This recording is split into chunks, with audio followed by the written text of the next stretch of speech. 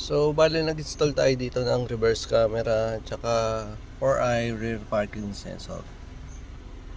Once na mag-reverse, automatic siya. Mapapansin nyo, yan, yung wide nya, malapad.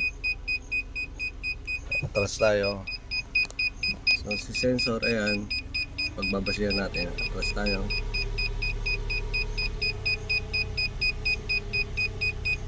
Five, 4, 3. Yan, so sa 0.3, pwede na kayo mag-stop for safety. Yung pinakasagad naman yan, 0.0. So, ayan, makikita nyo rin same time yung camera. Tingnan natin sa likod.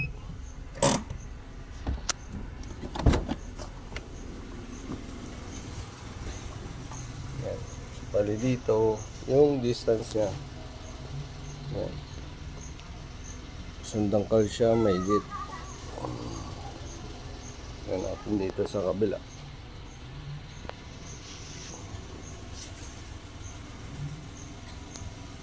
Yan yung distance nya. Ito yung 4i sensor.